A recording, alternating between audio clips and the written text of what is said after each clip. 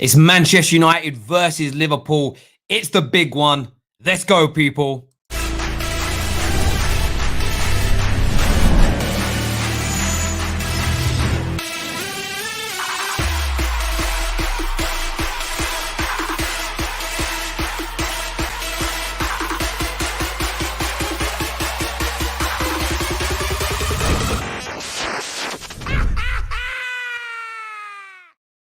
Hello, everyone. Good afternoon. Welcome back to the Football Terrace. Hit like button, share button, subscribe, turn on the bell notifications, and sign up to the Discord server. Now, this is the very best football community on God's green earth. I'm so glad you're all here with us this afternoon. Big live build-up to Manchester United versus Liverpool. We, of course, know that there are reported up to 10,000 Manchester United fans that will be in attendance today to protest against the regime and ownership of the Glazers. We have reporters at ground level that will be coming into us from there to give you updates, interviews, etc. throughout the course of this stream. So stay with the Football Terrace. We'll also be getting some of your usual and favourite guests on and sharing the link with you to come on and have your say, as we always do, as we build up for what is a very important night of football. A very, very important night of football for Liverpool Football Club. Top four is in their hands. They can still make the Champions League. Will they do it? We're also talking Harry Maguire, who is suffering with an ankle injury and has been ruled out for the remainder of the Premier League season by Ollie. Will he make it back in time? No bone damage done, no breaks done, but will not kick another ball in the Premier League this season. Will he make it back in time for the big Europa League final, which is 2 weeks away today? 2 weeks away today. That is going to be happening and cracking, as it were. So we want your thoughts, we want your views, we want your opinions on that. We're live for a while now. So we're going to be getting Sonny on, Tom on, KJ, and many, many more people as well. We want to hear from you. And it's slightly, in other news, should I reveal this now? We put it out earlier. I might reveal this now. It's probably going to have a different name. There's a very popular show coming back soon. A very popular show on its way back. Do you want to see what that is? Do you want to see? It's going to be coming very, very soon. It's going to be back to the... Do you know what I'll do? I'll get this up here. Let me just do this little thing. Let me do this little thing here. Right? Just bear with me a second, right? Let me just get this up and do this, do that. Move this here. I've got to get it in big. There we go. That's better. You heard that? So I'm going to put it on the screen. It's back. Look, Jeremy Kyle. Now let me show you a little something, right? This is going to be back, and it's going to be back very, very soon.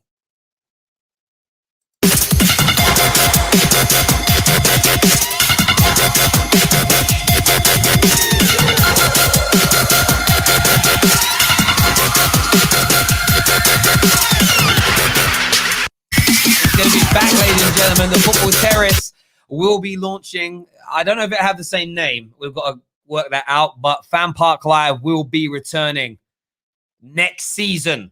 Next season, Fan Park Live is back.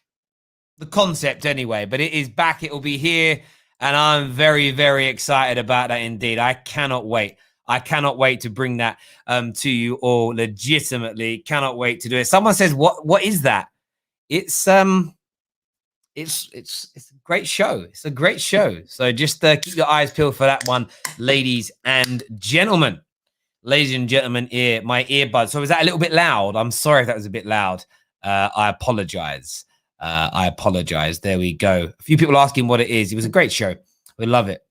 And if you actually look at who we tagged in that, because we're going to be getting all the oldies back on, the newbies. It's going to be great fun.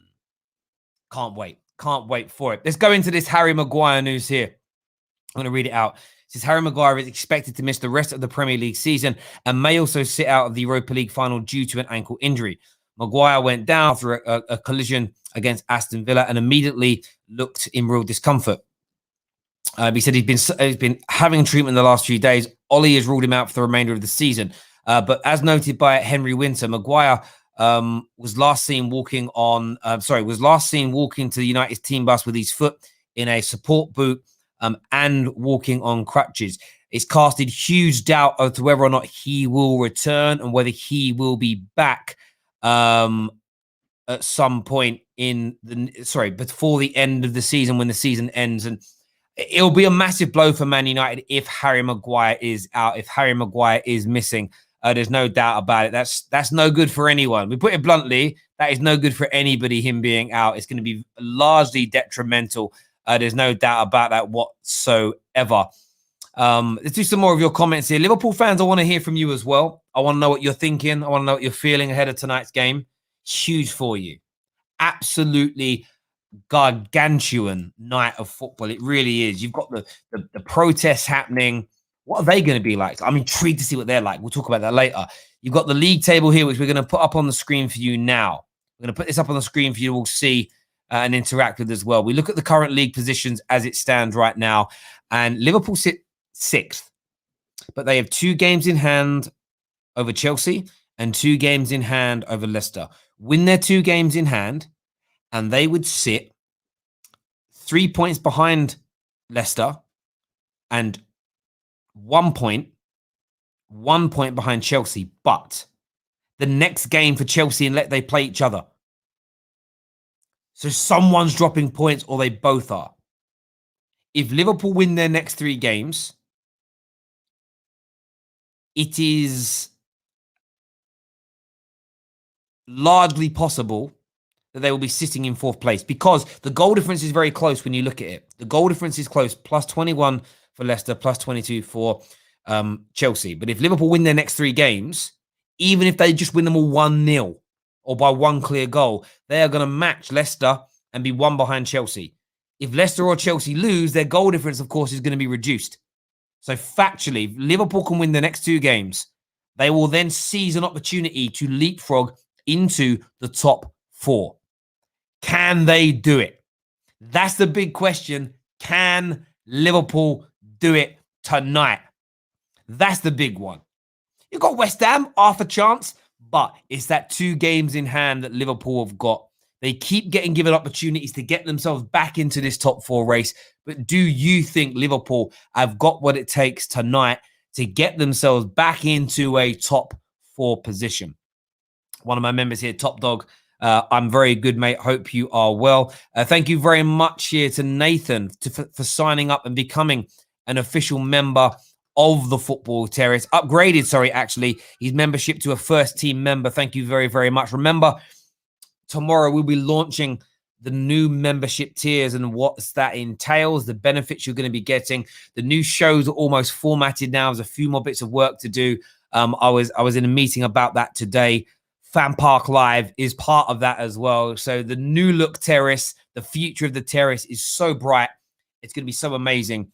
But as we say, our new slogan, which pretty much is the heart of the terrace, my stream, your show. So what it's all going to be about. Terry, West Ham will get top 4. They've got the easiest games. I can't see West Ham getting it myself. I legitimately can't see West Ham getting it, because they beat Brighton. They beat Brighton. What that put them on? They've got a game in hand over Chelsea, right? So they win that. That puts them 3 points behind. I just think that if one of these defeats here, if they would have beaten Chelsea, well, if they'd have beaten Chelsea, it'd be very different. If they'd have beaten West Ham or they'd have beaten Everton, if they had 3 more points right now, then you've got a case. I just think West Ham United are too far behind the curve to do it, personally. Top Dog here says, Fan Park Live was the reason why I started watching you on a regular. And that's the reason why we want to bring it back. And we want to bring it back bigger. We want it to be better. We want it to be cleaner, nicer. And we want to do that because we know it's where one of the biggest spikes of growth the Terrace had was making that show with our friends over at UFF. And we want to bring that back. We've kind of continued it digitally, but we want to bring it back for all the big clashes, all the big games in that same way. Cam here says the slogan's cringy. I don't find it cringy at all. I think I genuinely mean it. No, YouTube shows are only good because of the audience. Like, the YouTuber can be good, but it's about the audience. I watch some really good YouTubers, but their community is dead. The Football Terrace community, pound for pound, in my opinion, is the best. And do you know why we're the best? Because we have such a variety of fans from so many clubs together at the same time. So it's a show for you, and we can't wait to bring it back to the fullest capacity possible. I just saw someone's write something, and I wonder what they're talking about. Terry, if you think West Ham can't do it, what's your reason for Liverpool making it? Liverpool are better than West Ham, firstly. I haven't said Liverpool can make it, though. I'm asking you the question. I'm waiting for you to come in and have your says. We've got Sonny and we've got Neeks backstage. We'll be getting them on very, very soon to come out and speak and talk about what's going on. Of course, there are the big protests going on today as well. 10,000 people expected. How many do you think will be there? Legitimately, how many do you think? Do you think there'll be numbers like before? We already know the players have arrived at the ground. They got there very, very early to ensure the game doesn't get called off. A lot of people have said the outer edge, the outer kind of sphere of Liverpool's ground right now, they're saying it looks a little bit kind of Warzone-esque in terms of the way it's been built up. Man United want to make sure this game goes ahead. And of course they do, because there's only there's 2 weeks of the season remaining. If this game doesn't go ahead, I don't know when it can. If it doesn't go ahead, it's going to be peak. It's as simple and it's as straightforward as that. Let's do some more of your comments here. Someone wrote some. I agree with the meaning behind the wording, but the wording is cringy. Yeah, well, all slogans like that are. Do you know what I mean? It's sort of. There's a company that I used to know. There was like an agency, and they used to say we do business with people in the business, talk about show business. They're all a bit cheesy, but that's the name of the game, bro. It's the name of the game. The slogan isn't the important part. It's the message. It's the message that we care about. Do you know what I mean? There we go. Let's go to some more of your comments here. There's a lot of people watching, not a lot of comments right now. Why? What you all let's get the comment section stimulated here. Who's winning the game tonight? Let me now know. Are you guys sleeping right now? What's going on? What's going on?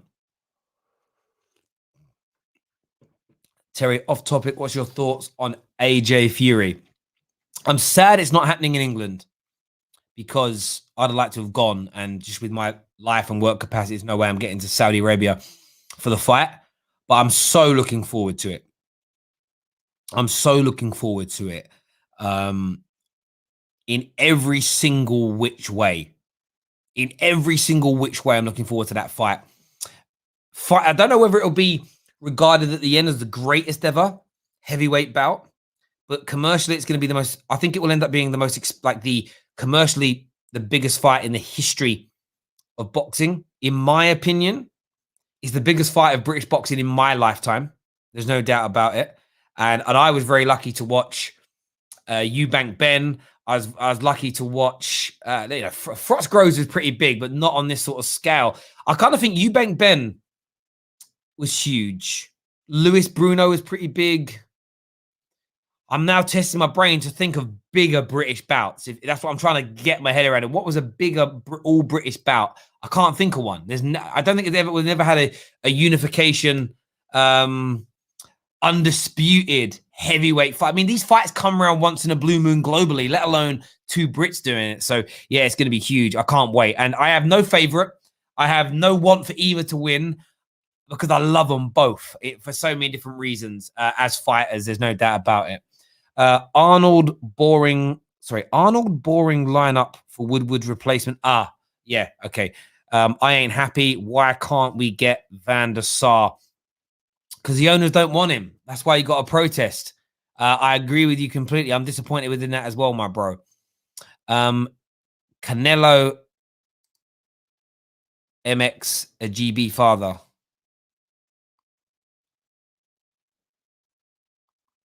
I don't know what that means, but okay. Twisty says Fury will score AJ. Maybe.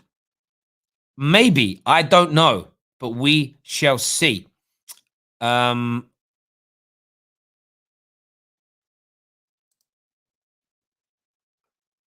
we go. Let's get some of the calls on here. Is Fan Park Live back? A version of, absolutely it is. A version of will be back. We're going to get Sonny on. We're going to get Neeks on now to have their say. His say as well. It's more than one person. Afternoon, gentlemen. How are you? Good. I'm good. Hey, Bellew. Hey, Bellew. Hey, Bellew was pretty big. Hey, Bellew was pretty big. It was touted, but obviously it didn't have the same clout because neither had heavyweight titles at the time. So yeah. It was, me, I can't think of a bigger all British tie. I think George Groves was huge. Eubank Ben was big. Like he's Irish, but like when Steve Collins thought both Ben and Eubank, they were very, very big fights. Matt Cronelli, David Hay was pretty big, but just nothing for me. Nothing on this level. Nothing on this level because you've got the undisputed unification element. Plus Fury's unbeaten, and yeah, I'm so looking forward to it. Have you got someone you want to win, Neek? Isn't AJ all day? I've been following AJ since the Olympics, and I was just first it was like, there's a guy here who's got 2 first names, Anthony, Joshua. I was fascinated by that. Like, how have you got a first name and surname that are literally first names? But the way he destroyed everyone in the Olympics and got the gold medal. And I followed him since then. I've been to a number of his fights down at the O2 with Ramsey, filming, getting fan reaction for the boxing. AJ against Dillian White, that was a great fight. The Ruiz one that hurt me, man, Andy Ruiz, and I was just like, bloody AJ, I've put so much into you, man. You can't go out like that. And I hear. Found a new way. I've been to like 3 of AJ's fights. I love the guy. I've been to 2 of Fury's, like as fighters, like love it. I've never actually been to a Fury fight. Yeah, did you see Fury's apology on his Instagram?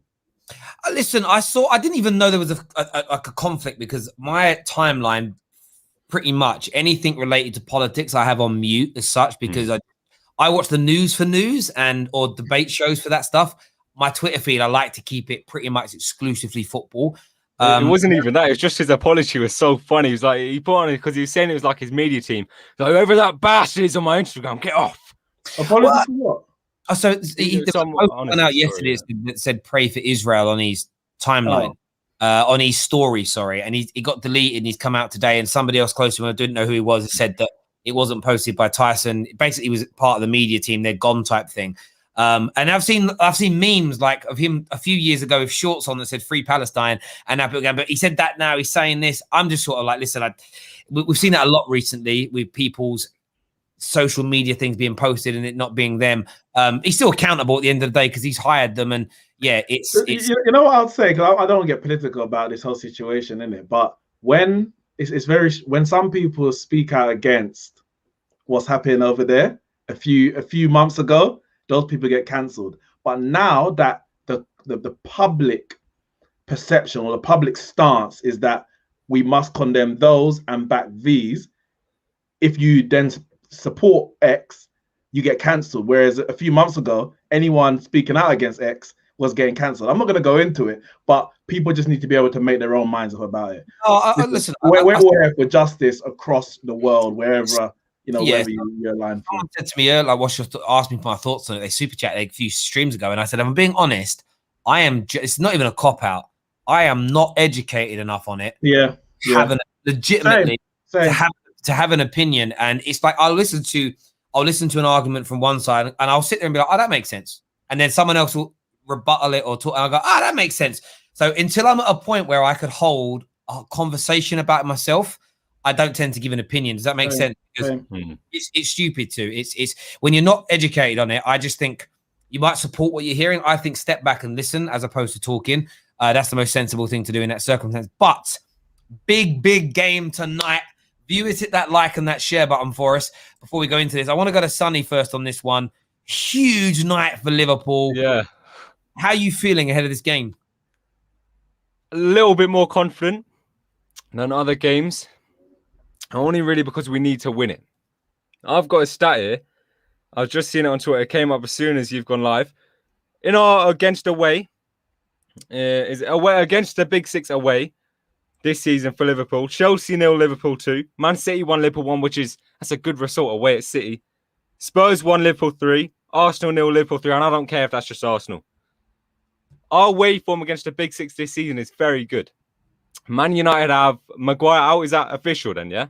100%, yeah. Yeah. 100%. Yeah, that's as bad as people say Maguire is. He makes Man United better than they are. And I think we've got a chance tonight and we have to win. Like, a draw is useless tonight. It's win or nothing. I understand that, but how confident are you that you can do it? The form's good. Are you going to do it? Yeah, no, we will do it. I think we will do it. But the fact that we have Reece Williams at the back is, I think, that's our only real asset where Man United can get us. I think the rest of our team, I think Jurgen Klopp will have. I don't know where this faith came from, but I do have a little bit of faith in him that he will pick the right team. Reece Williams will play, and I think that will be a big weakness, but our only weakness. I hear you on that. How about yourself, Nix? Do you echo what Sonny's saying in terms? Are you fearful of Liverpool tonight? I feel Liverpool will put in a good performance, and I say that other than the Man City game at Anfield, you've played well generally against the big sides. And I remember a few weeks back we're talking about Liverpool possibly getting top 4, and it's like, they've got XYZ game coming up. They've beaten West Ham, they've beaten Spurs. Are Liverpool back?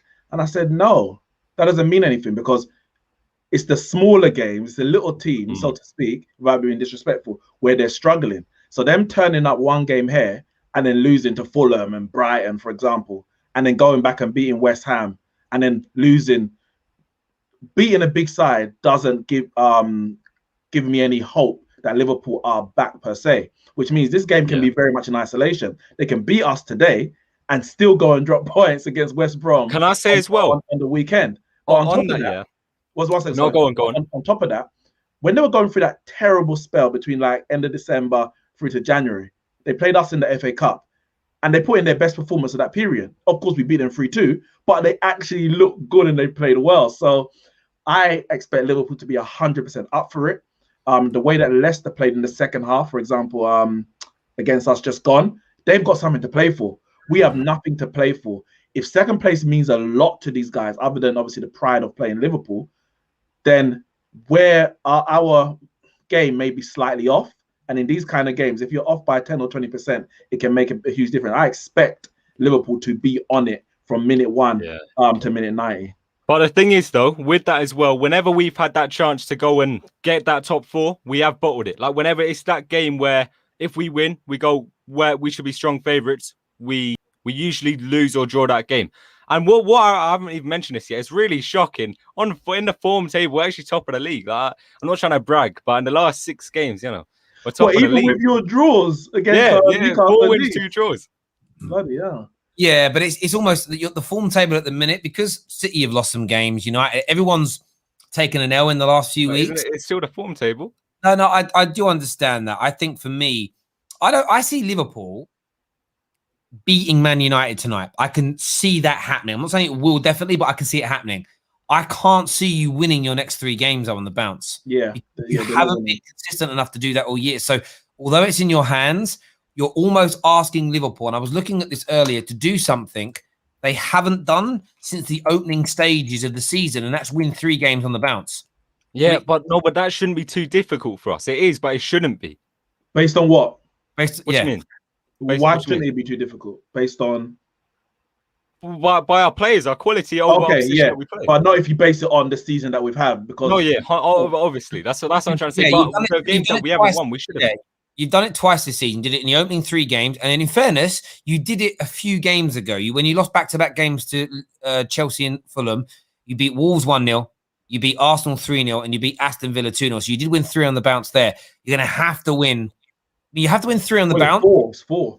Well, you're pretty much now going to have to win the next 4 games to guarantee it, which means 5 on the bounce, which you haven't done all season. And that's the only element where I feel nervous for you. You've not won 5 on the bounce all year. Your defense is looking shaky. But after Man United, this is where you have an advantage. You play West Brom, Burnley, Crystal Palace. You are not playing anybody that you shouldn't be beating after Manchester United. They're not beating Burnley. I said this when we did a couple of days ago. You're not beating Burnley. Chris Wood is on fire. This is not Will Grigg. Chris Wood, he's on fire. Now, honestly, I think that Burnley game, and as you said, it's the pressure. Because say you do win today, and you beat West Brom.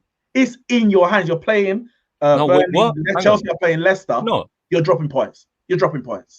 Yeah, but if we lose today, it's done for me. Oh yeah, 100%. Today makes or breaks your season, 100%. Today makes and breaks your, or it breaks your season potentially, or potentially can make it. But yeah, you have to win today. But can I ask you this? It's not even like a question about United yet, but I've seen loads going around on Twitter where people are saying if Liverpool get top 4, it'd be one of Klopp's biggest achievements. I don't think it would, because we've had so many games this season. Even Klopp said it yesterday. We should have picked up more points there. We should have picked up more points there. And half of that I would blame towards Klopp. So where would you say, like, do you think if we finish in the top 4, which it would be an achievement, would it be like a big achievement? Because for me, Klopp is at fault for a lot of this season. I wouldn't say it's a big achievement. I think top 4 after winning the league with 99 points is the bare minimum. It's literally the bare minimum. After you win a league title, to not challenge the next year is already an underachievement. No, stop this. You're not adding context, though. Come on. I'm not saying it's a big achievement. You're not adding context. No. You had injuries. Cool. Yeah. You were sitting in 7th and 6th for a lot of the season. Forget all of that, actually. You were top of the league in January. You were top of the league in January. Van Dijk was injured in October. Gomez was injured in October. Matip lives injured. You were top of the league in January. Sorry, no. Top 4 is the bare minimum. No, but surely we should blame our owners for that. Sonny, so let me ask you this question again, Sonny. Yeah. What are people stating on Twitter? That the top 4, if we achieve top 4, that it would be one of Klopp's biggest achievements. See, for me, look, no, I disagree that it's one of his biggest achievements. He's a Champions League winner, a back-to-back Bundesliga winner, and a record-breaking Premier League winner. They're his biggest achievements. I think for me, the reason I say no is because City did better than you last year. They had massive injuries in terms of come on players. now, Terry. Come on now. They didn't have Reece Williams at the back. Well, that ain't there. Yeah, but you guys, it's not. At the end of the day, you went and bought 2 centre-backs in January. You could have bought someone in January. No, Ben Davies doesn't count. Stop saying no. You could have bought someone else in January. You chose not to. You've had time this season. Your injuries happened early. You had a January window to rectify it, and you chose not to do it. So for me, is it a good achievement from where you fell to recover and make it into the top 4? Yes. But to try and spin the narrative into it's one of Klopp's great achievements, it reminds me of, it's parody based. It's like, what's his name? Jose Mourinho trying to claim coming second was one of the greatest things he ever did in football. It's a cop out. Excuse the pun. I don't know. As far as I'm concerned, we've got a super chat here. Go on, mate. On top of that, as you said, Klopp is part of the reason why you are where you are, in the sense that I don't think he didn't trust the likes of Nat Phillips at times when he should have. So he persisted in playing midfielders in defense, which is the reason why you dropped so many points. He's now realized that maybe I can, or not that I can trust, but I need to get results, and we need to forego a bit of the defense, like you did before you got Van Dijk. You weren't interested in defending; you were going forward and trying to score goals. And he's kind of thought, that's not working, and it's taken him long enough. So for him to rectify the error that got you in such a sticky situation in the first place, there's only so much credit I can give that. It just kind of neutralizes it for me. I agree with that. We've got some super chats I've got to do here first. Sorry, gents. I'm confident today. I think Liverpool will play this game like a cup final. That's what I would expect. United playing for pride. We are playing for our season. Do you know what it does? After Chelsea losing last night, gives this game so much more gravity and tension, because we could end Liverpool's season, theoretically. Liverpool could save their season, almost kickstart it, and then almost turn this last 4 games for Liverpool into a miniature season and have that because Champions League football next year, I think, changes every Liverpool fan's feeling towards this campaign. Although there's still an overarching sense of disappointment. But viewers, I want to ask you the question before we go to this next super chat. Do you agree with Sonny's point? Is this one, or with his question more than his point, is this one of Jurgen Klopp's greatest ever achievements if he manages to get Liverpool into the top 4 this season? Either comment yes or comment no, and we'll assess the size of that. Another super chat here says, The reason I think we'll win the last 3 games is because Burnley and Palace have nothing to play for. Plus, we owe 2 of those teams a beating, of course. Well, in fairness, you probably owe 3 of those teams. West Brom drew with you, Burnley beat you, and you probably still owe Palace for Christian No, Hall. we beat him 7-0, to be fair. Yeah, but this is when it matters. Do you know what I mean? Get your yes or no's in. Conroy is with us as well now. Welcome back to the show, mate. How are you feeling ahead of tonight's game, mate?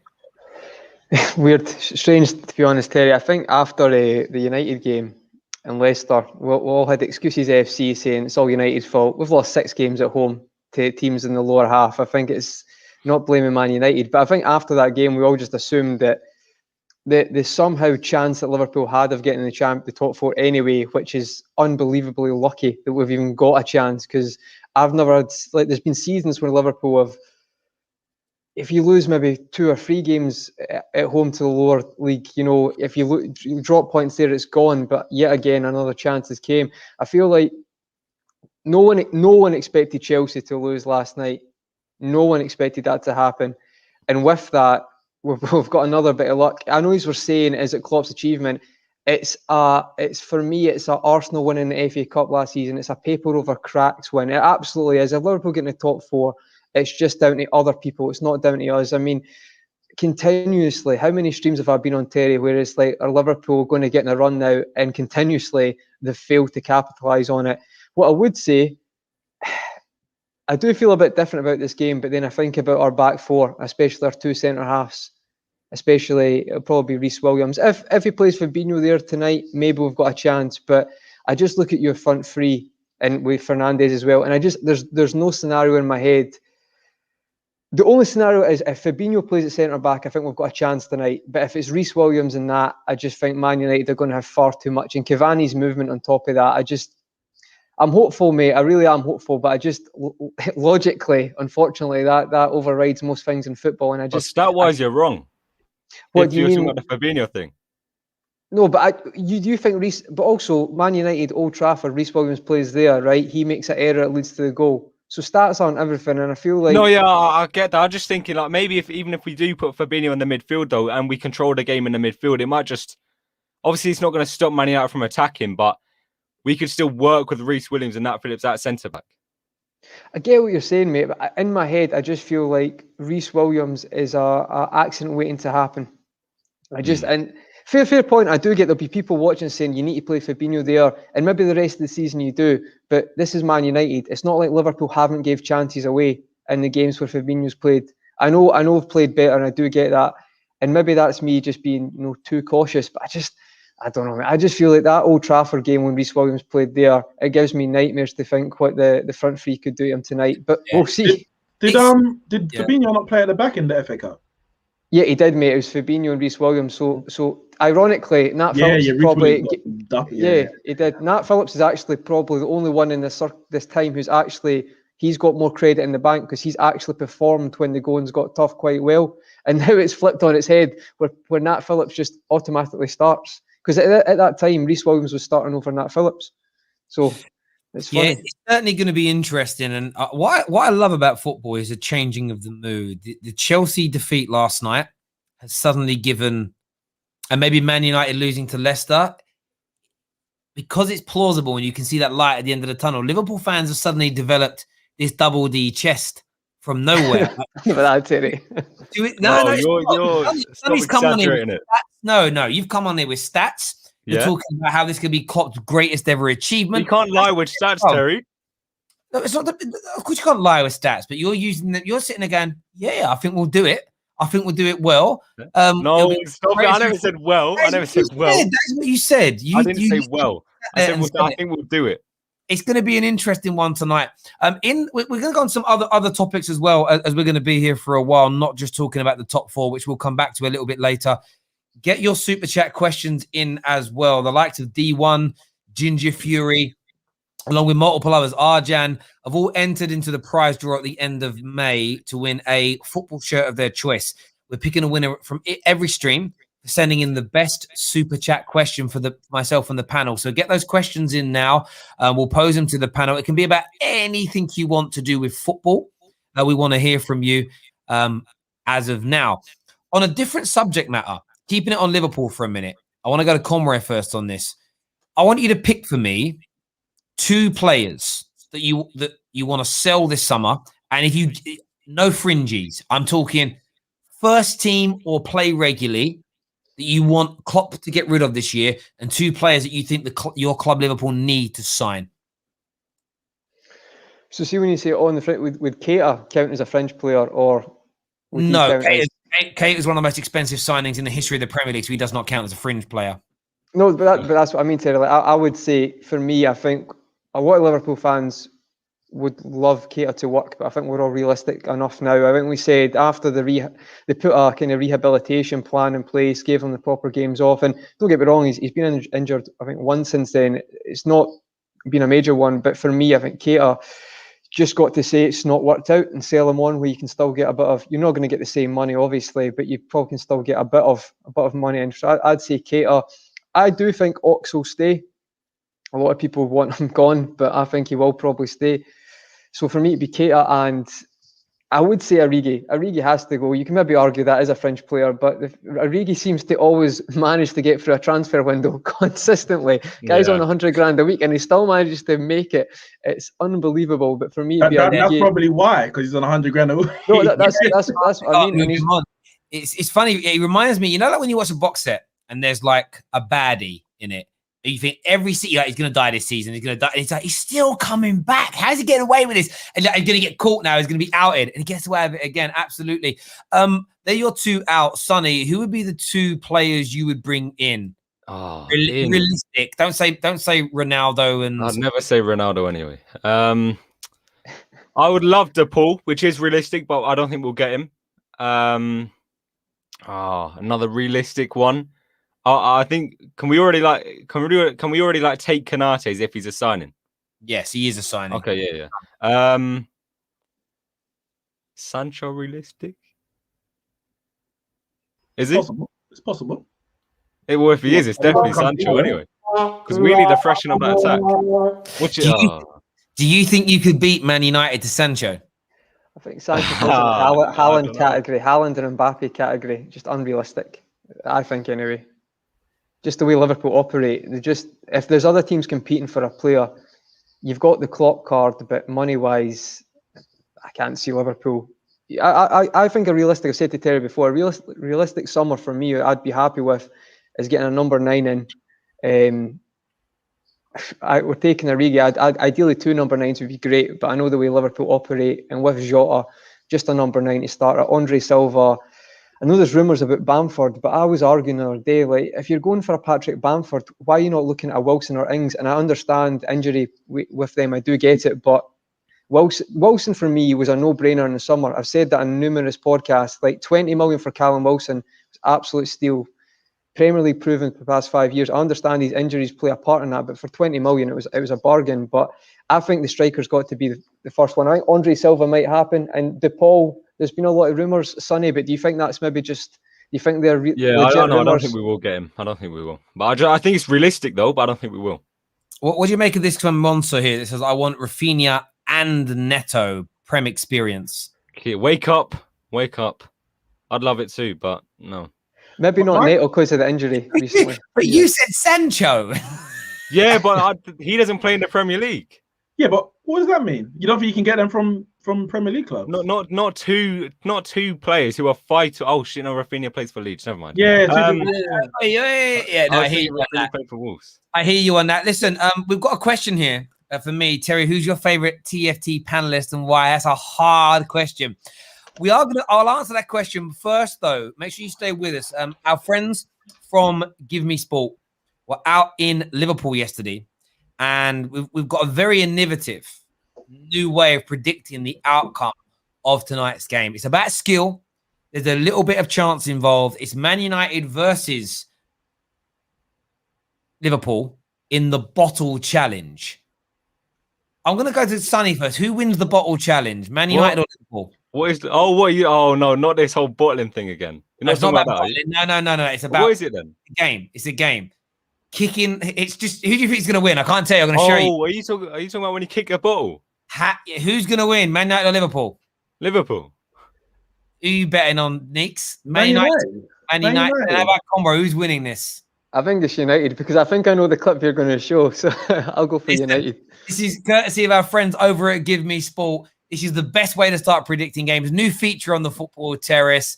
Let's see who wins. Man United or Liverpool?